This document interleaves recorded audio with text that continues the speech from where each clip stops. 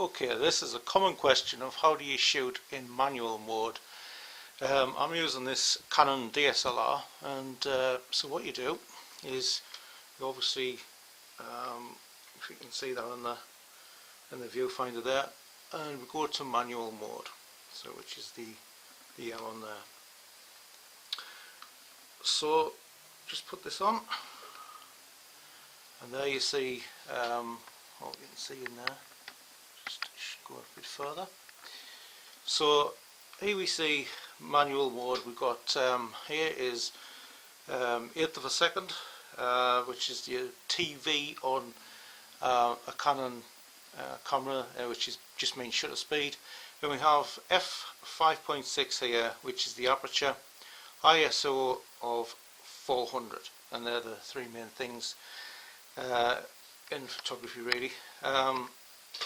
So how we change these is basically we use on DSLRs and compact cameras and some bridge cameras, either you have a wheel around here that you can use on manual on bridge cameras, where on DSLRs and compact system cameras we have this wheel here, what we change.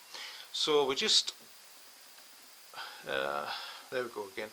So what we have to do is this little mark here, it's just gone off a little minute, but if we just pop that back on, and that, when you go there, you just use this wheel just by the shutter switch, and you just go up and down like that. So this here is overexposed if you go there. So I've got a set of apples which you can't see from here, but this is what would happen. Oops. Let's do that again. And there you are. So that is on here on the video. It doesn't look too bad, but I'll put the shots up, and that's actually overexposed because it's what we're aiming for is in the middle or thereabouts. If it's to the right, it's not too bad. If it's just on one there, and to the left, it's not too bad on the one there. Anything more, you'd be having overexposure and underexposure. So there is overexposed. You go the other way, and this will be very bright, and there you can't really see a shot there, but there is one. I'll put them all up.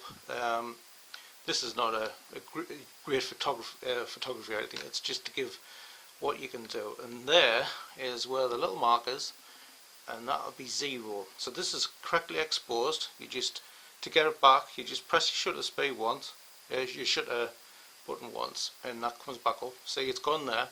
You just press your shutter there, and it's back up. So we try to get there.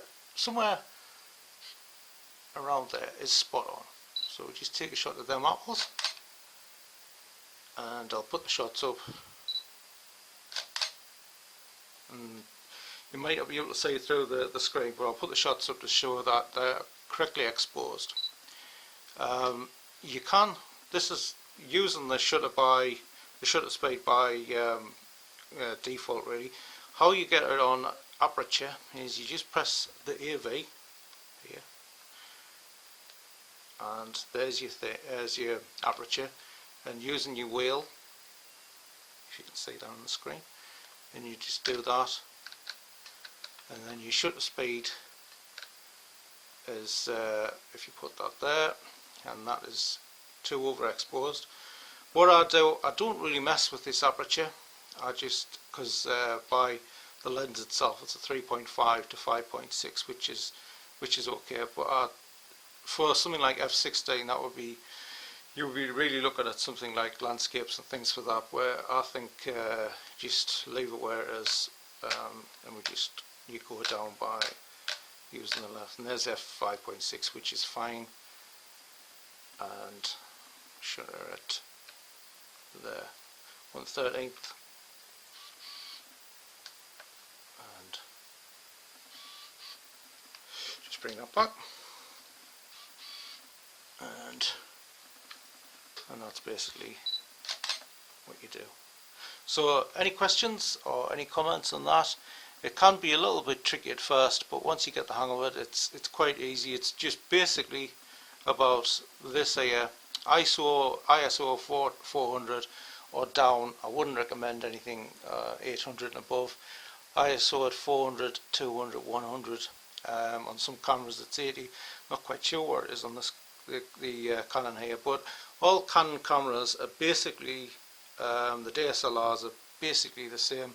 I've got a Sony DSLR as well, which works in the same manner of the wheel at the top, and I believe Nikon's do as well. So I hope that's helpful for you. So thanks for watching and thanks for listening.